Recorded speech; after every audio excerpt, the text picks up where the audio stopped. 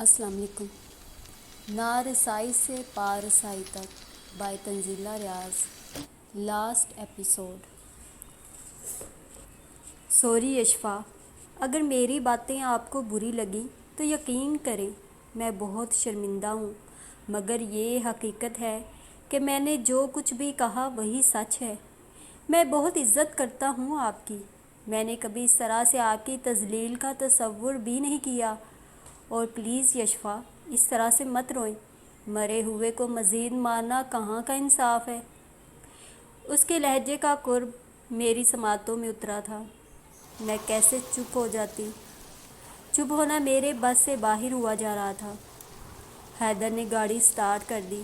उसी दौरान बैग में पड़े मेरे मोबाइल की बीप बजने लगी। मैंने बमुश्किल आंसुओं पर काबू पाते हुए कॉल रिसीव की। यशफा, अकबर कहाँ है? उसका मोबाइल क्यों ऑफ है? मैं एयरपोर्ट पर खड़ा हूँ यार।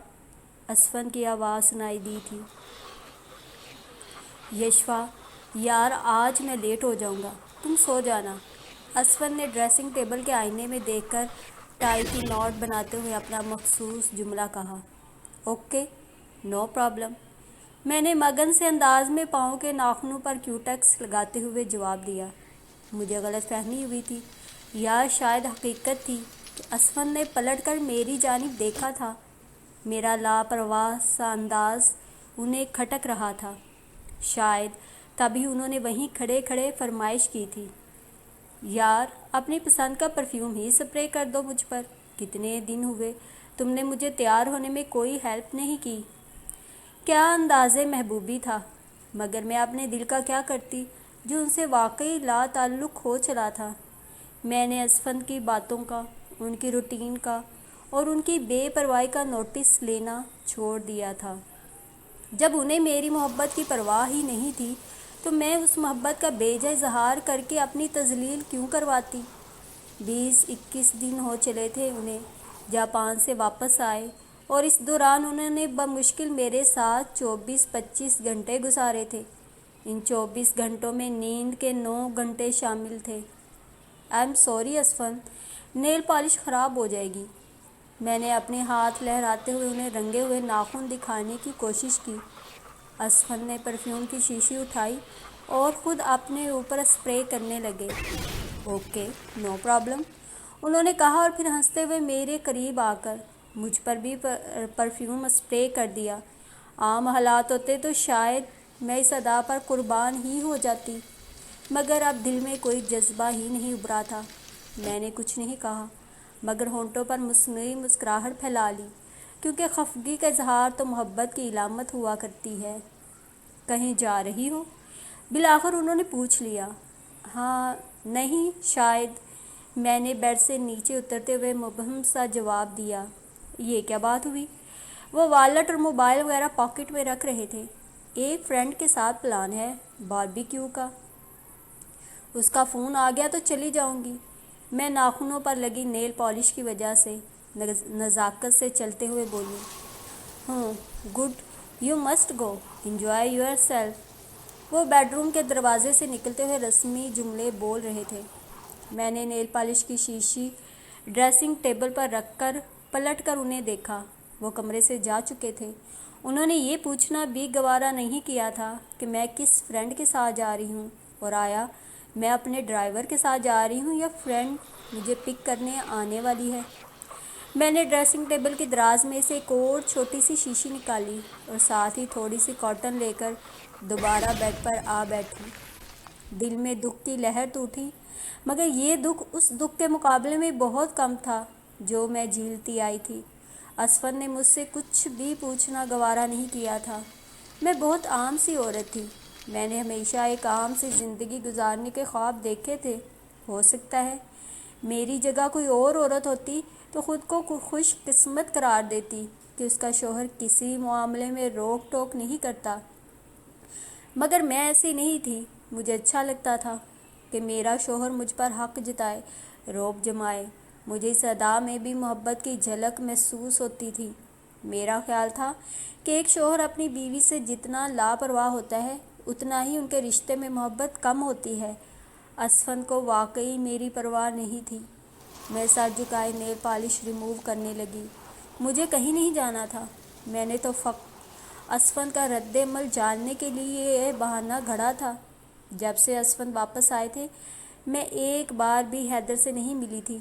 بارہا میرا دل چاہا تھا اس سے ملنے کو، مگر میں نے خود کو سمجھا لیا تھا، کیونکہ میں 2 کشتیوں کی سوار نہیں بننا چاہتی تھی۔ البتہ حیدر نے 2-3 مرتبہ میرے موبائل پر کال کی تھی۔ میری اس سے بات ہوئی تھی۔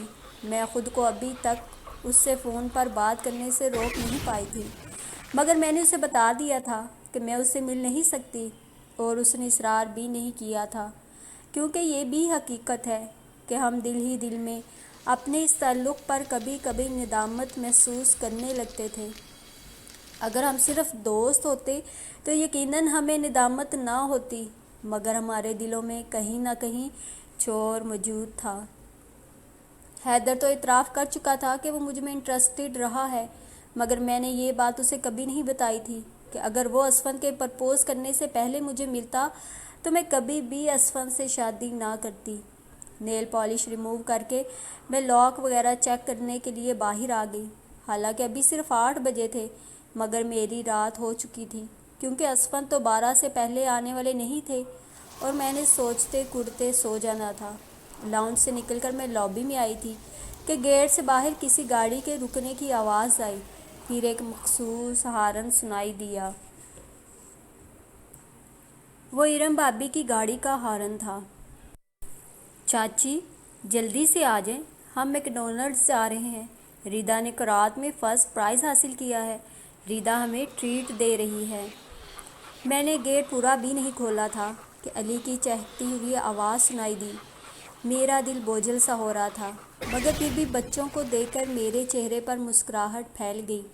میں گیٹ سے باہر نکل کر گاڑی کے قریب آ گئی۔ چاچی جلدی آئیں نا، ریدا بھی بولی۔ ڈرائیونگ سیٹ پر ارم بھابی براجمان تھیں۔ یشفا ہم تمہیں لینے آئے ہیں، جلدی کرو بھئی، انہوں نے بھی دعوت دی تھی۔ اتنی جلدی کس بات کی ہے، آپ اندر تو آئیں۔ ایک دم سے انکار کرنے کی ہمت مجھ میں نہیں تھی، سو میں بھی محبت بھرے لہجے میں بولی۔ ارم بھابی فطرتاً بہت اچھی تھیں، اپنے بچوں کی چھوٹی سی چھوٹی خوشی میں بھی مجھے شریک ضرور کرتی تھیں، اس لیے مجھے انہیں واضح انکار کرنا کبھی اچھا نہیں لگا تھا۔ نہیں نا چاچی، آپ آ جائیں نا، ولی منہ بسور کر بولا۔ بیٹا چاچی نے چینج کرنا ہوگا، 5 منٹ تو لگیں گے نا، ارم بھابی نے پہلے اسے سمجھایا، پھر کھڑکی سے منہ نکال کر مجھے دیکھتے ہوئے بولی۔ یشفا کپڑے تو تمہارے ٹھیک لگ رہے ہیں یار، کیا بات ہے، موڈ نہیں ہے کیا؟ سوری یار، ہمیں فون کر کے آنا چاہیے تھا، دراصل ہماری لینڈ لائن تو ڈیڈ ہے، موبائل سے مل ہی نہیں رہا تھا۔ ارے نہیں بھابی، میں بس تھکی ہوئی تھی کچھ، آپ 2 منٹ انتظار کریں، میں ابھی آتی ہوں۔ ان کے محبت بھرے انداز پر میں شرمندہ ہوتے ہوئے اندر کی طرف بھاگی تھی۔ حلیہ تو میرا واقعی ٹھیک تھا۔ میں نے شال اٹھائی، پرس کندھے پر ڈالا، پھر بال برش کیے اور لپسٹک لگا کر فوراً باہر نکل آئی۔ پاپا بہت تھکے ہوئے تھے، انہوں نے کہا مجھے نہیں جانا، میرا دل نہیں کر رہا۔ میرے بیٹھتے ہی ولی نے میری گود میں بیٹھ کر فوراً اپنے پاپا کی غیر موجودگی کی وجہ بتائی۔ ریدا اور علی پیچھے بیٹھے اپنی باتوں میں مگن تھے۔ ایک تو بچے کسی راز کو راز نہیں رہنے دیتے، بھابی گاڑی ریورس کرتے ہوئے مسکرا کر بولی، پھر ولی کو منہ پر انگلی رکھ کر خاموش رہنے کا اشارہ کیا۔ اسد کے آفس میں آج کل کچھ پرابلمز چل رہی ہیں، آفس کا غصہ بے وجہ ہم پر نکالتے رہتے ہیں، ابھی بھی بلا وجہ موڈ آف کر کے بیٹھ گئے۔ میں نے بھی پرواہ نہیں کی اور بچوں کو لے کر نکل آئی۔ یہی تو بچوں کی چھوٹی چھوٹی خوشیاں ہوتی ہیں، انہیں سیلیبریٹ نہیں کریں گے تو پھر کس چیز کی سیلیبریشن کریں گے؟ وہ اکثر اوقات اپنے گھریلو مسائل مجھ سے ڈسکس کر لیا کرتی تھیں۔ اسد بھائی غصے کے تیز تھے اور غصے کے وقت وہ کافی بد لحاظ ہو جاتے تھے۔ آپ پھر جھگڑا کر رہے ہیں اسد بھائی سے؟ میں نے مذاقاً کہا تھا۔ ارم بھابی کھل کر ہنسی تھیں۔ اب جھگڑے نہیں ہوتے، پہلے اگر اسد غصے میں چلایا کرتے تھے تو میں بھی دو بدو مقابلہ کیا کرتی تھی، مگر اب بچوں کی وجہ سے ہم دونوں ہی محتاط ہو گئے ہیں۔ بچے ایسی چیزوں کو بہت محسوس کرتے ہیں۔ بچوں کی وجہ سے اسد کا مزاج بہت معتدل ہو گیا ہے، اب تو غصہ کرنا بہت کم کر دیا ہے۔ وہ مزے سے بتا رہی تھی۔ ولی میرے ہاتھوں میں موجود چوڑیوں سے کھیلنے لگا تھا۔ دائیں ہاتھ کی شہادت کی انگلی ابھی بھی اس نے ہونٹوں پر جما رکھی تھی۔ بھابی آپ کو اسد بھائی کے غصے سے ڈر نہیں لگتا؟ میں نے پوچھا۔ اسفند کا مزاج بھی اسد بھائی کے جیسا ہی تھا۔ فرق صرف یہ تھا کہ اسفند اپنے بھائی کے برعکس غصے کا اظہار خاموش رہ کر کرتے تھے۔ پہلے لگا کرتا تھا ڈر، اب نہیں لگتا۔ انہوں نے اتنا کہا، پھر گہری سانس بھر کر بولیں، بچے عورت کی سب سے بڑی طاقت ہوتے ہیں۔ یوں سمجھو ایک عورت کی سب سے بڑی ڈھال اس کے بچے ہی ہوتے ہیں۔ میں بھی آپ کا بچہ ہوں نا، اور یشفا چاچی کا بھی، ہے نا چاچی؟ ارم بھابی نے گھور کر اسے دیکھا، پھر میری طرف دیکھ کر بولی، پہلے تم اس سے باتیں کر لو، ہماری باتیں تو ہوتی رہیں گی۔ امر بھابی نے اپنا دھیان ڈرائیونگ کی طرف مرکوز کر دیا، جبکہ میں بظاہر اس سے باتیں کر رہی تھی، مگر میرا ذہن و دل جیسے ارم بھابی کے ایک جملے میں اٹک کر رہ گیا تھا، بچے عورت کی سب سے بڑی طاقت ہوتے ہیں۔ میک ڈونلڈ پہنچ کر بچے اپنی ایکٹیویٹیز میں لگ گئے، جبکہ میں اور ارم بھابی کارنر والی ٹیبل پر آ گئے۔ مجھے تم سے ایک بات کرنی ہے۔ باتیں کرتے کرتے اچانک بھابی ٹیبل پر جھک کر میرے قریب ہوتے ہوئے بولی۔ مجھے حیرانی ہوئی تھی کہ اچانک انہیں کون سا موضوع مل گیا جس پر وہ مجھ سے اتنی رازداری سے بات کرنا چاہ رہی تھی۔ میں نے استفہامیہ نگاہوں سے ان کی جانب دیکھا۔ دیکھو، برا مت ماننا، میں جیٹھانی کی حیثیت سے نہیں بلکہ تمہاری بڑی بہن بن کر تم سے بات کر رہی ہوں۔ تم مجھ سے چھوٹی ہو، بہت سی باتیں ایسی ہیں جو تم ابھی نہیں سمجھ سکتی۔ ہو سکتا ہے تمہارے ذہن میں ایسی باتیں آتی ہوں اور تم انہیں معمولی سمجھ کر نظر انداز کر دیتی ہو۔ وہ بات تو دوستانہ انداز میں کر رہی تھیں، مگر کوشش کے باوجود میں ان کی تمہید سے اصل موضوع تک رسائی حاصل نہیں کر پائی تھی۔ میں نے آج سے پہلے کبھی اس موضوع پر بات نہیں کی، لیکن مجھے لگتا ہے، بلکہ مجھے یقین ہے کہ تمہاری امی نے، صبا نے اور بھابھیوں نے کبھی نہ کبھی تم سے اس کے متعلق بات ضرور کی ہوگی۔ وہ ایک بار پھر لمحہ بھر کو رکی تھیں اور میں جان چکی تھی کہ وہ کس موضوع پر لب کشائی کرنے والی ہیں، مگر میں غلط سمجھی تھی۔ میری ایک کولیگ ہے، اس کا شوہر رافع انٹرپرائزز میں کام کرتا ہے۔ وہاں اسفند کے بزنس پارٹنر کا بھی آنا جانا ہے۔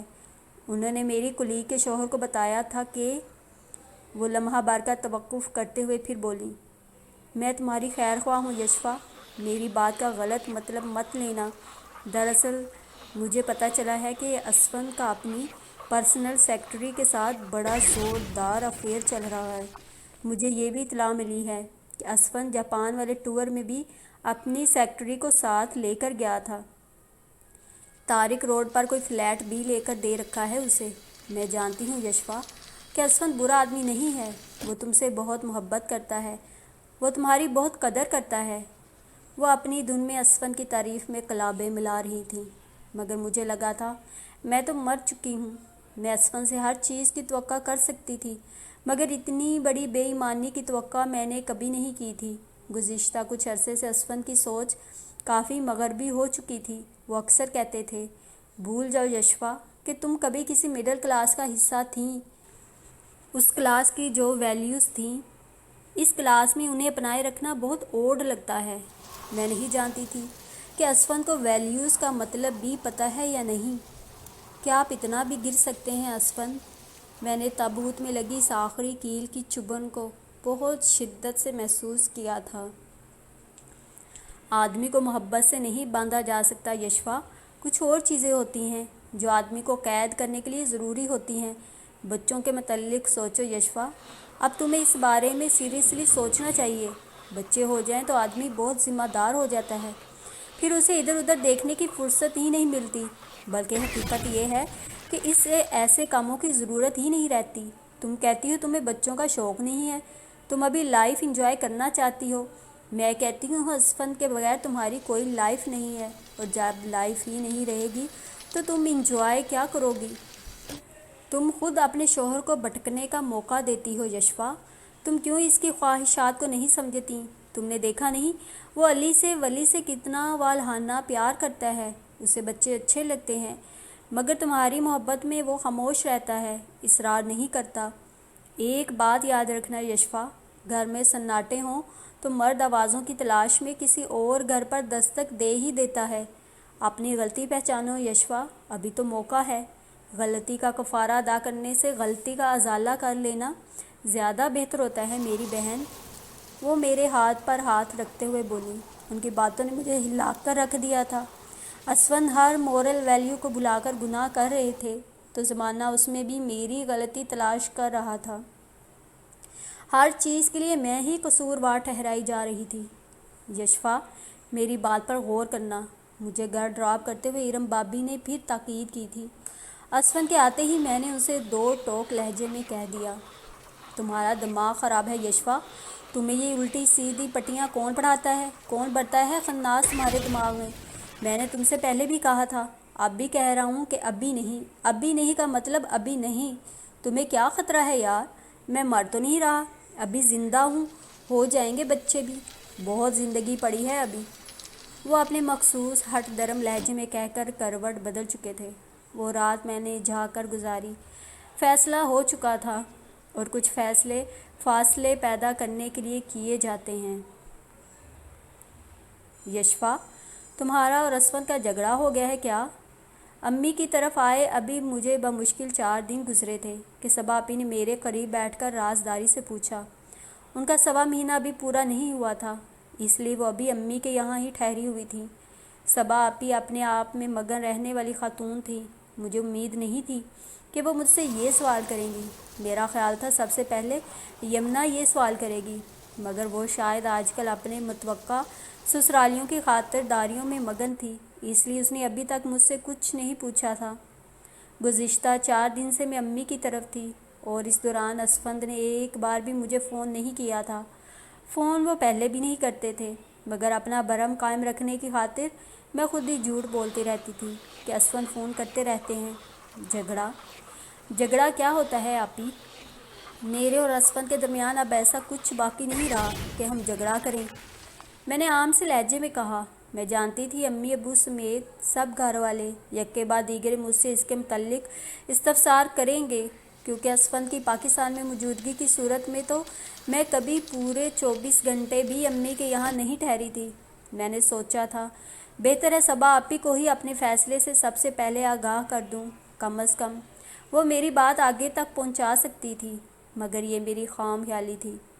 میرا اور قیوم کا جب بھی جھگڑا ہوتا ہے میں بھی ایسے ہی ری ایکٹ کرتی ہوں، دل چاہتا ہے ان کی شکل بھی نہ دیکھوں، مگر جب وہ محبت سے مناتے ہیں تو میرا سارا غصہ دور ہو جاتا ہے۔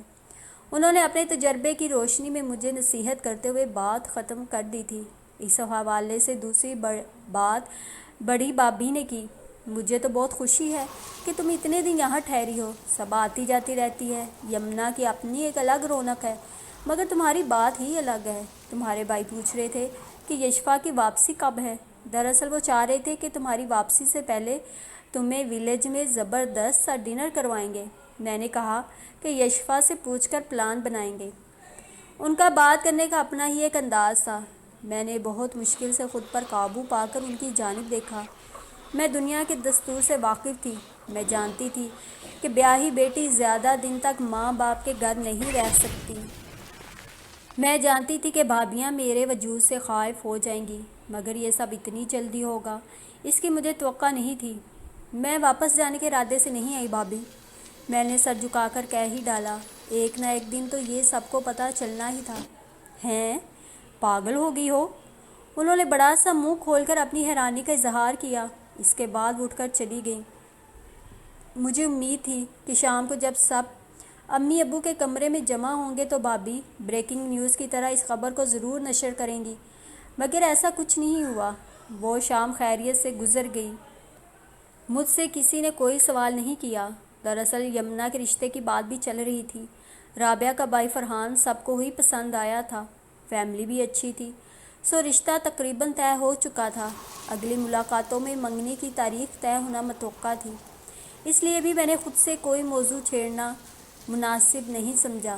میں نے فیصلہ کیا تھا کہ یمنا کی منگنی ہو جانے کے بعد اس بارے میں کھل کر بات کروں گی۔ یشفا، نمرہ کو سنبھالو ذرا، میں چائے بنا کر لاتی ہوں، مجھے تم سے کچھ بات کرنی ہے۔ کچھ روز کے بعد چھوٹی بابی نے بھی بڑی بابی کا سا انداز اپنا کر بات شروع کی۔ ان کا انداز مجھے سب کچھ سمجھا گیا تھا۔ تمہارا کپل ایک پرفیکٹ کپل ہے، اسفند ایک آئیڈیل مرد ہے۔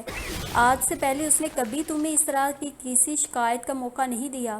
کاشف کو اپنے دونوں بہنوئیوں میں اسفند ہی زیادہ پسند ہے۔ تم بھی ہمیشہ ان کی تعریف کرتی ہو، میں نے تمہارے منہ سے کبھی اسفند کی برائی نہیں سنی۔ پھر اب وہ لمحہ بھر کو رکیں۔ پھر اب ایسا کیا ہو گیا ہے یشوا؟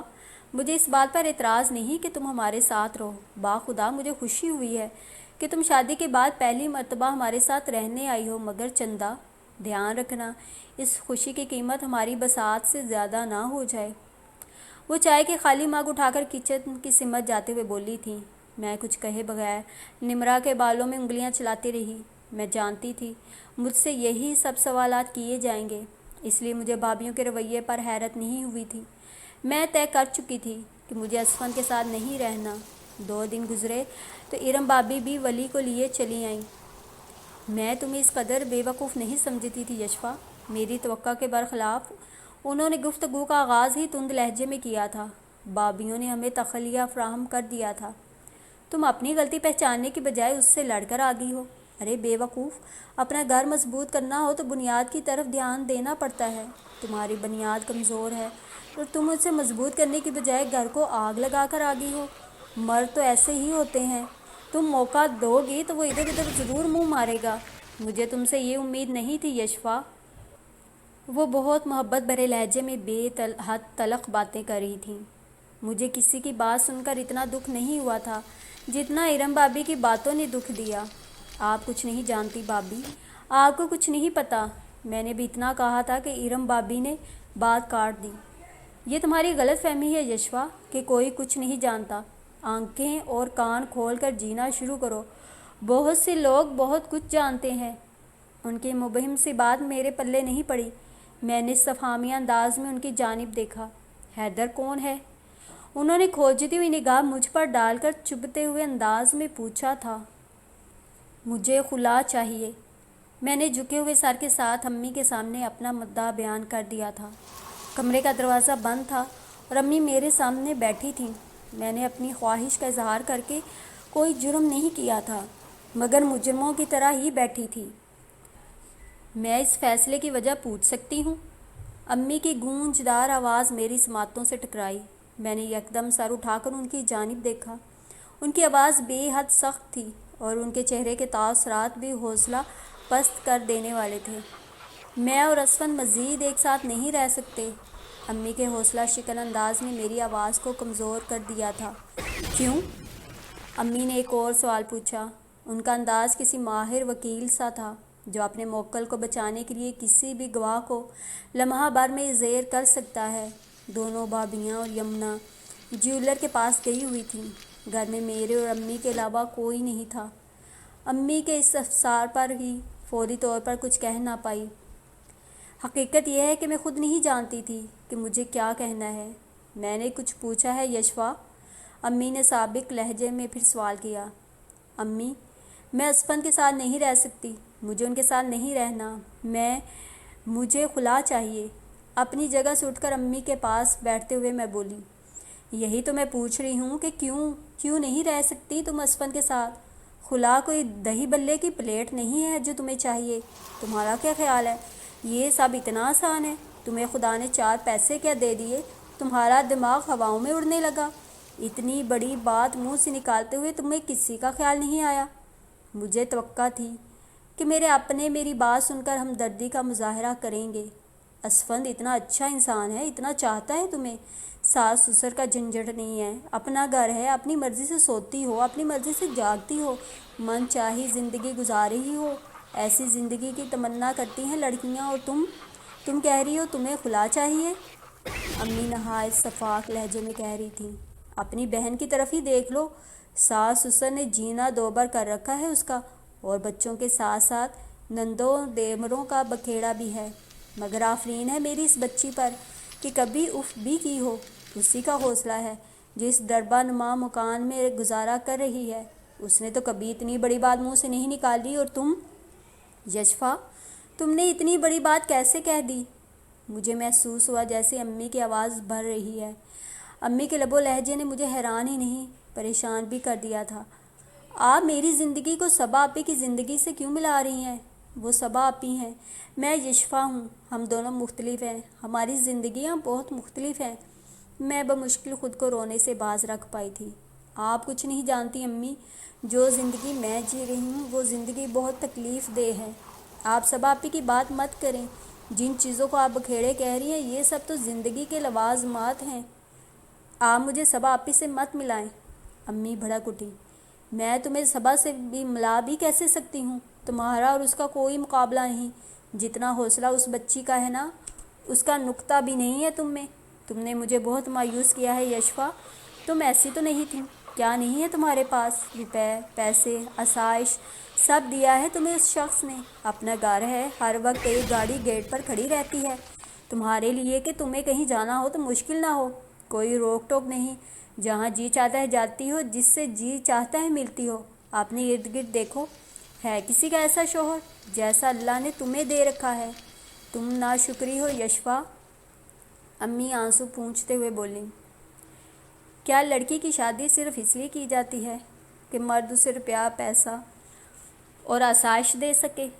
وہ لڑکیاں جن کے ماں باپ انہیں روپیہ، پیسہ اور آسائشات فراہم کر رہے ہوتے ہیں، ان کی شادیاں کرنا تو مناسب ہی نہیں ہے۔ پھر کیا آپ نے میری شادی صرف اس لیے کی تھی کہ آپ کو اسفند کا روپیہ پیسہ نظر آیا تھا؟ یہ سب تو مجھے آپ لوگ بھی دے رہے تھے۔ میں نے اتنا ہی کہا تھا کہ امی نے میری بات کاٹ دی۔ تم یہ فلموں اور ڈراموں میں دکھائی جانے والی باتیں مجھ سے نہ کرو یشفا۔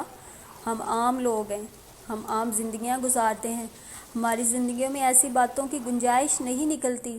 تم مجھے وہ وجہ بتاؤ جس کی بنا پر تم نے اتنا بڑا فیصلہ کیا ہے۔ ان کا لہجہ دو ٹوک تھا۔ اسفند کو میری ضرورت نہیں ہے امی، ان کی زندگی میں میری گنجائش نہیں نکلتی، ان کے پاس میرے لیے وقت نہیں ہے، انہیں اتنی فرصت نہیں ہے کہ میری جانب دیکھیں۔ میں ان کا انتظار کرتی رہتی ہوں اور ان کے پاس اتنا وقت نہیں ہے کہ مجھ سے 2 گھڑی بیٹھ کر بات کر سکیں۔ میں ایک بار پھر سر جھکا کر بولی، امی کے سامنے میں نے ہمیشہ اسفند کے گن گائے تھے، ان کے سامنے ایسی باتیں کرتے ہوئے مجھے جھجک بھی ہو رہی تھی اور دکھ بھی محسوس ہو رہا تھا۔ امی کچھ لمحے میری طرف دیکھتی رہیں۔ مجھے امید تھی وہ میری بات سمجھ گئی ہوں گی، مگر ایسا نہیں تھا۔ یشفا میری بچی، مجھے مزید غصہ مت دلاؤ، تم کس قدر بے صبری ہو۔ سچ کہا ہے کسی نے، آج کل کی لڑکیوں میں صبر ہی نہیں ہے۔ تمہیں اپنی ماں سے ایسی باتیں کرتے ہوئے لحاظ نہیں آیا؟ بھلا بتاؤ، وہ تمہارے گھٹنے سے لا کر بیٹھا رہے، اسے کام دھندہ نہیں سنبھالنا کیا؟ اور تم کہتی ہو اسے فرصت نہیں کہ وہ تمہاری جانب دیکھے؟ کیا اسی ایک وجہ سے تم اسے طلاق لے لو گی؟ تمہیں شرم نہیں آتی ایسی باتیں کرتے ہوئے؟ تم مجھے دیکھو، تمہارے ابو ہری پور میں جاب کرتے تھے اور میں یہاں لاہور میں اپنے سسرال والوں کے ساتھ رہتی تھی۔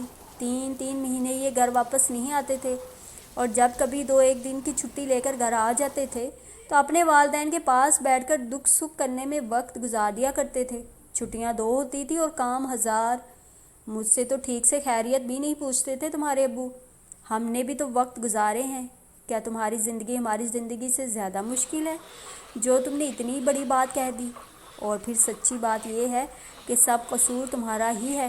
میں کتنا سمجھاتی تھی تمہیں کہ یشفا، کچھ عقل سے کام لو اور بچوں کے متعلق سوچو۔ وہ بھلا مانس تمہارے پاس بیٹھ کر کرے بھی تو کیا کرے؟ جب شادی کو اتنا عرصہ گزر جاتا ہے تو مرد سے عورت کے حسن کے قصیدے نہیں پڑھے جاتے، وہ بچوں کا سکون چاہنے لگتا ہے، جبکہ تم تو بے پتوں کی مولی بن کر زندگی گزارنا چاہتی ہو۔ تم چاہتی ہو وہ وقت تمہاری صورت دیکھ کر جیتا رہے۔ امی کے آگ اگلتے لہجے نے مجھے بھی غصہ دلا دیا۔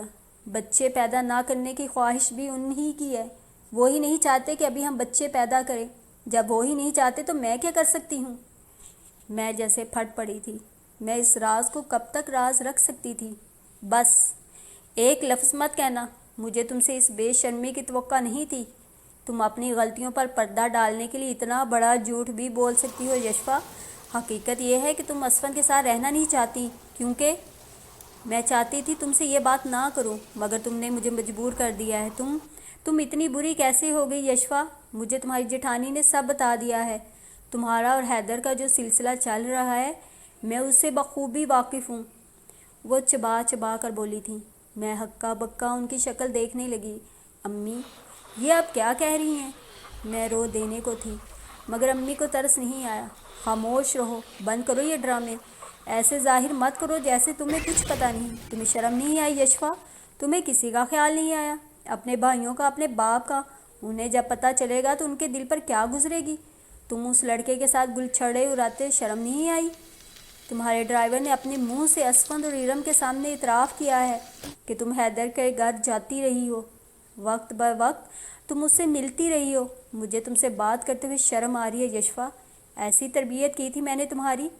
ابھی تو میں نے تمہارے باپ سے بات نہیں کی، وہ سنیں گے تو ان کے دل پر کیا گزرے گی؟ بات کرتے کرتے امی رونے لگی تھیں، میں نے بھی رونا شروع کر دیا۔ مجھے کچھ سمجھ میں ہی نہیں آ رہا تھا۔ میری اپنی ماں میری پارسائی کے متعلق مشکوک ہو چکی تھیں۔ میں اپنے والدین کی عزت کی خاطر اپنی ازدواجی زندگی کے متعلق انہیں کچھ نہیں بتاتی تھی تاکہ انہیں دکھ نہ ہو۔ میں انہیں دکھ سے بچانے کی خاطر جھوٹ بولتی تھی۔ میں نے جب تک امی سے سب چھپا رکھا تھا تو میں امی کی عزیز بیٹی تھی، اور جب میں ان سے کوئی بات شیئر کر رہی تھی تو میں یکدم بری ہو گئی تھی۔ امی، آپ جو سوچ رہی ہیں وہ غلط ہے امی، میں نے روتے ہوئے پھر بات شروع کی، مگر امی نے ایک بار پھر میری بات کاٹ دی۔ میں کچھ نہیں سوچ رہی یشفا، تم میری اولاد ہو، میں تمہیں بددعا بھی نہیں دے سکتی، مگر یہ دیکھو میں تمہارے آگے ہاتھ جوڑتی ہوں، ایسے مت کرو۔ ہماری اس معاشرے میں ایک عزت ہے، ہم نے یہ عزت بہت مشکل سے کمائی ہے۔ تمہاری سے ایک غلط قدم سے تمہارے باپ اور بھائیوں کے سر ہمیشہ کے لیے جھک جائیں گے۔ یمنا کی منگنی ہونے والی ہے، میری بچی کا گھر بسنے سے پہلے مت اجاڑو، ہماری عزت کو اپنے قدموں تلے مت روندو یشفا۔ یہ دیکھو میں ہاتھ جوڑتی ہوں۔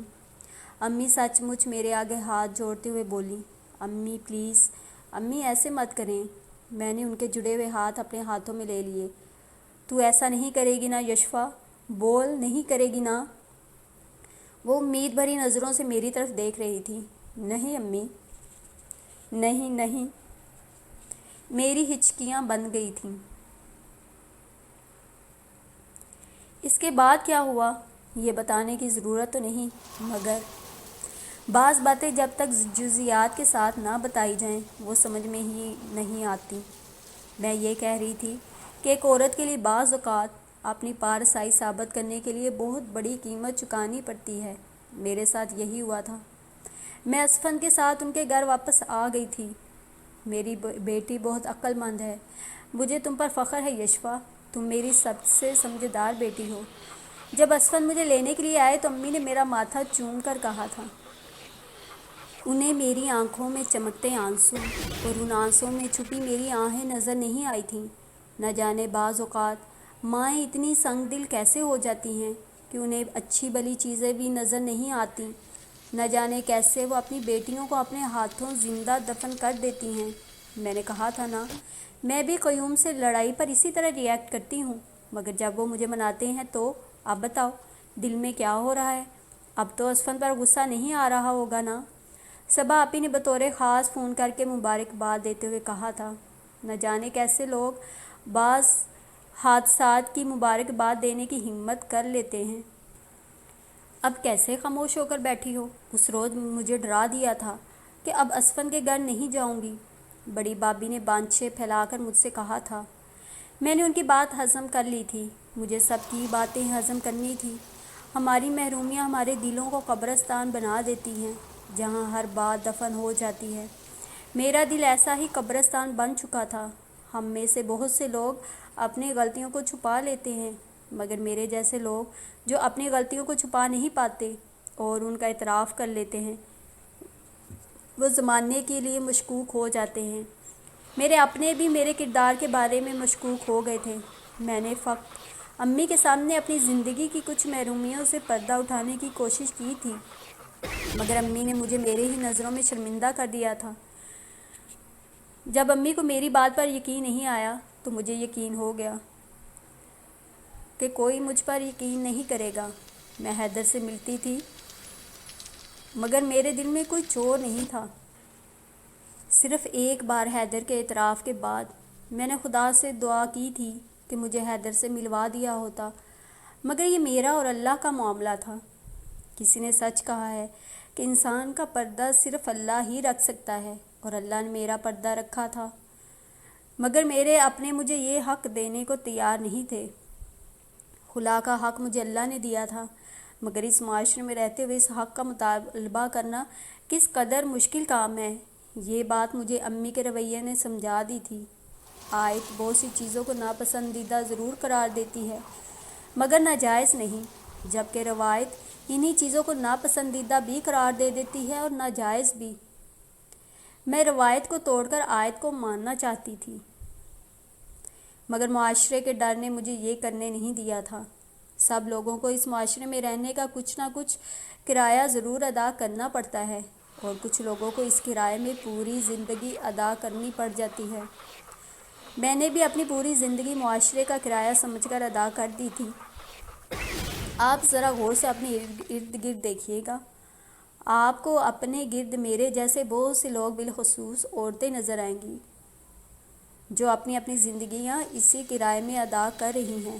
امید تو یہی ہے کہ بات آپ کو سمجھ میں آ گئی ہوگی، لیکن اگر نہیں بھی آئی تو خیر ہے کہ بہرحال آپ بھی اس معاشرے کا حصہ ہیں۔ باقی واللہ عالم۔